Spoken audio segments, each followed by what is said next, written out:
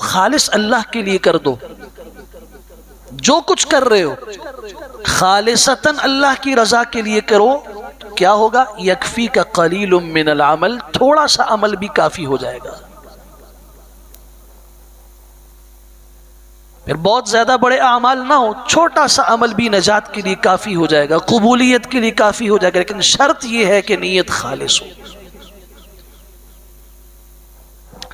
دوسری تیاری رمضان سے پہلے کہ آج ہی سے اللہ کا شکر ادا کرو، اپنی زبان سے بھی اور اپنے دل سے بھی۔ اے اللہ، ہم آپ کا صمیم قلب سے، دل کی گہرائی سے شکر ادا کرتے ہیں کہ آپ نے ہمیں ایسی امت میں پیدا فرمایا جس امت میں جو عمل ہے وہ ساری امتوں کے اعمال سے افضل ہے۔ روزے ساری امتوں نے رکھے ہیں، کما کتب علی الذین من قبلکم میں اشارہ ہے، ساری امتوں نے روزے رکھے ہیں، لیکن جو روزہ اس امت کا ہے اور جو مہینہ اس امت کو روزے کے لیے ملا، سب روزوں سے، سارے اوقات سے افضل ترین وقت ہے۔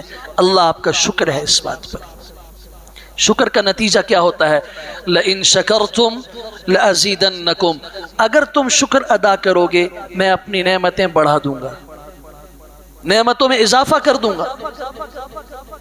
تیسرا کام جو رمضان سے پہلے ہم نے کرنا ہے، جو کام ہم نے جس کی نیت کرنی ہے اس کے لیے آج ہی سے اس کے فضائل اپنے ذہن میں رکھیں۔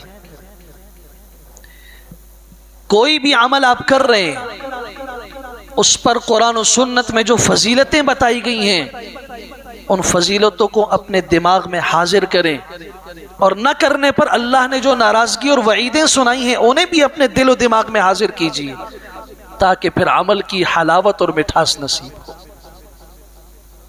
ہم عمل کرتے ہیں لیکن اس عمل کے فضائل سامنے نہیں رکھتے۔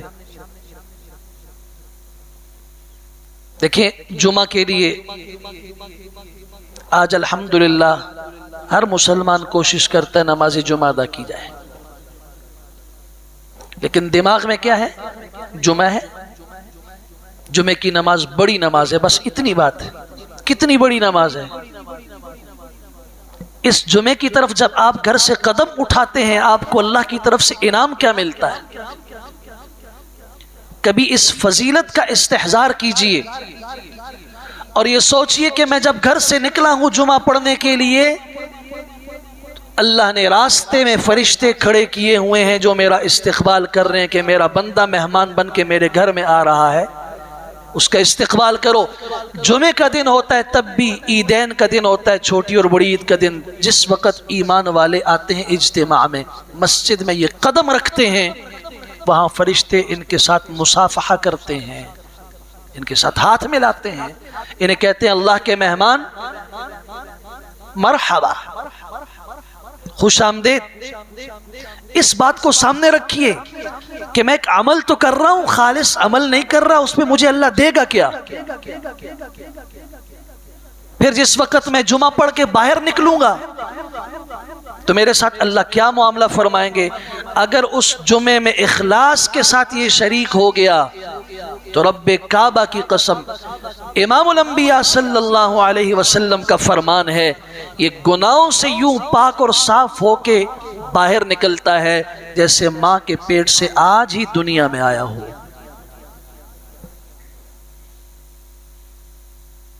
کبھی سوچا اس بات کو؟ سوچا جتنی دیر تک مسجد کے اندر بیٹھے اس پہ کیا ملا؟ تو رمضان المبارک جو آ رہا ہے، جہاں ہم نے نیت خالص کی، اللہ کا شکر ادا کرنا ہے، وہاں تیسرا کام ہم نے کیا کرنا ہے؟ اعمال کی فضیلتوں کو سامنے رکھنا ہے۔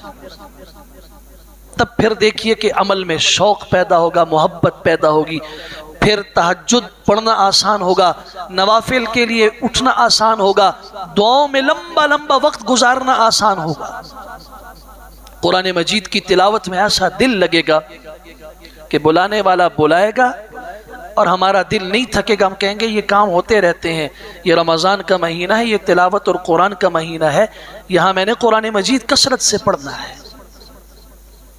تبھی تو امام الانبیاء صلی اللہ علیہ وسلم نے فضیلت پہلے بتائی کہ انسان بڑا لالچی ہے، اسے جب کسی کام کا فائدہ معلوم نہ ہو اس طرف قدم نہیں اٹھاتا۔ دین ہمارا پہلے فائدہ بتاتا ہے، اس فائدے کو سوچو۔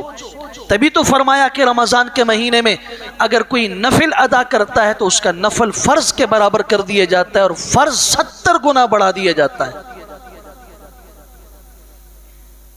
اور ایک حدیث سنا رہا ہوں آپ کو جو صحیح بخاری میں بھی ہے، صحیح مسلم میں بھی ہے، اس سے آپ اندازہ لگائیے کہ کسی عمل کی فضیلت سامنے رکھنے کا کیا فائدہ ہوتا ہے۔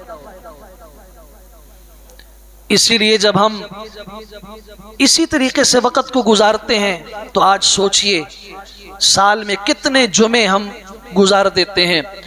ہم میں کتنے لوگ ہیں جن کی زندگیوں میں 30 رمضان المبارک آئے تھے، کتنے ہیں جنہوں نے 40 رمضان المبارک گزارے، کتنے بزرگ ہیں جن کی زندگیوں میں 50 اور 60 رمضان آئے، لیکن کیا ان رمضان المبارک کے گزرنے سے اس کے دل میں کوئی انقلاب آیا؟